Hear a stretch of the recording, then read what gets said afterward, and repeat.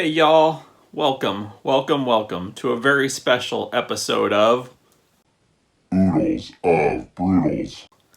This is part one of my top metal albums of 2020 list.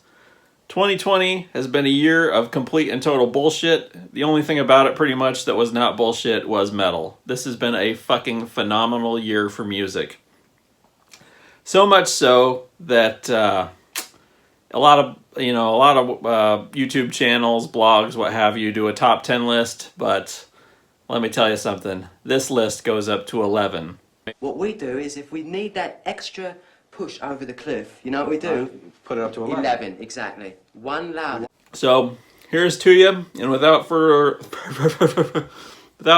ado, top metal albums of 2020, 1 through 5, in no particular order.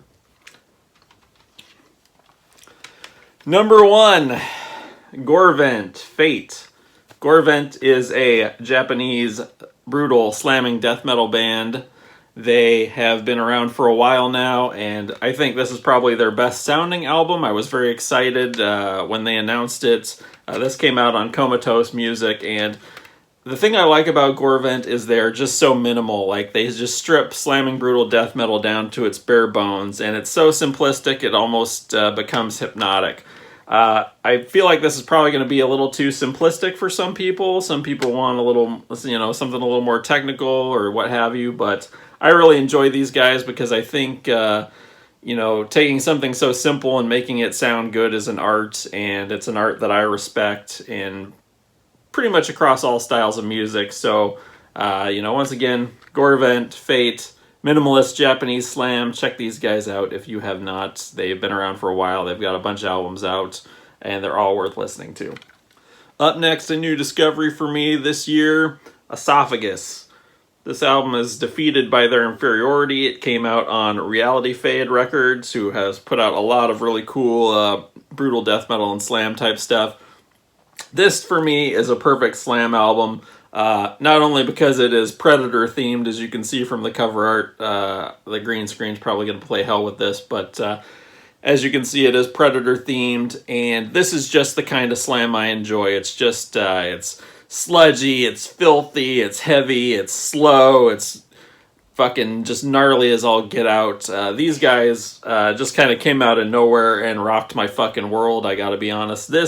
I love Gorvent, but this is probably my favorite slam album of 2020 right here. It just is fucking phenomenal.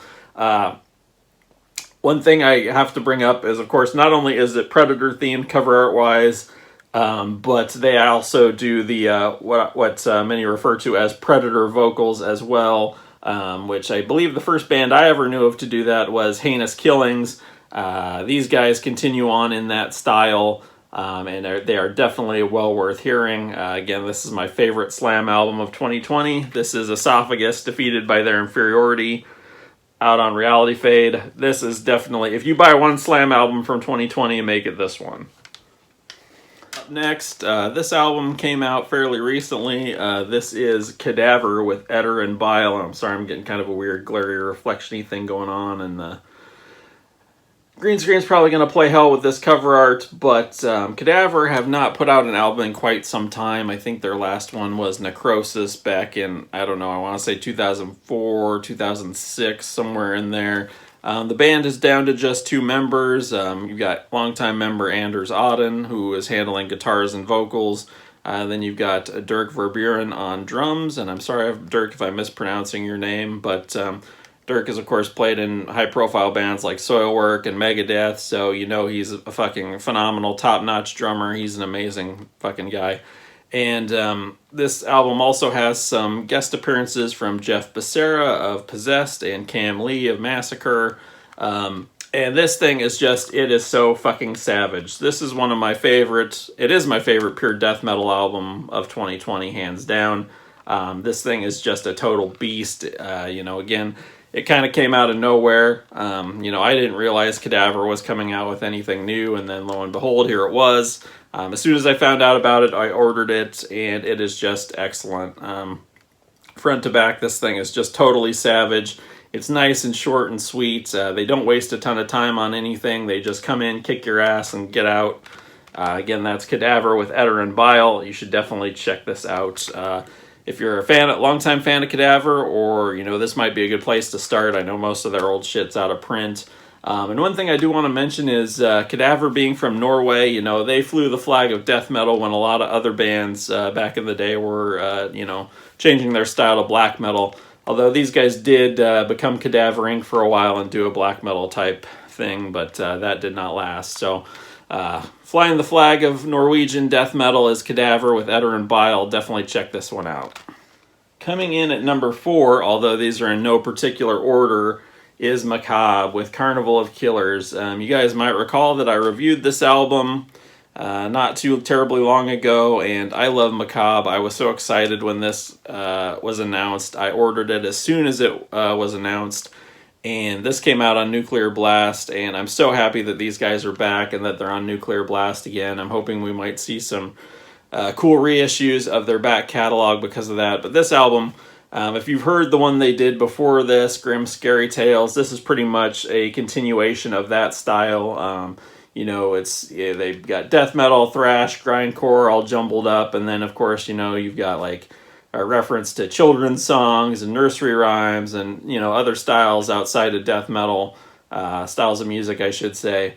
And, you know, nobody else sounds like Macabre. Nobody even tries, which was what I said in my review, and that still stands. This is a fantastic album from these guys, and I'm so glad they're back.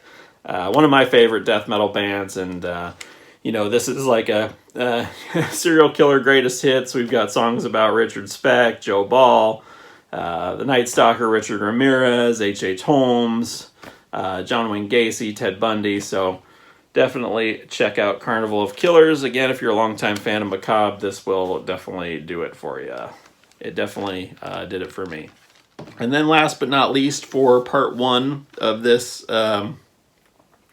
year-end list is Pharmacist with Medical Renditions of Grinding Decomposition. Pharmacists are from Japan. They basically sound just like Carcass, but they choose to mine a particular period of Carcass, specifically Symphonies of Sickness era, with maybe a little bit of necroticism mixed in there. You know, there's a lot of Carcass clones out there, but I can't think of hardly any that do it as well as Pharmacist does here. They've just got killer riffs. The guitar tone is fantastic. The production is just filthy as all fuck. You know, Carcass now, you know, I still love modern Carcass, but, you know, they're doing a very clean, melodic death metal sound. Well, if you miss dirty ass, fucking sick sounding, twisted Carcass, then you need to pick up this Pharmacist album. Again, that's Medical Renditions of Grinding Decomposition. This came out on Bizarre Leprous, and you should definitely get your hands on this shit. If you like sick, nasty, gore grind, death metal shit, this is the one to get in 2020. It is fucking phenomenal. So, that, my friends, wraps up part 1 of my top 11 metal albums of 2020. Again, we are turning this bitch up to 11. So stay tuned for part 2, and I will see you guys on the fucking flip side. Until next time, guys, here's to ya. Cheers.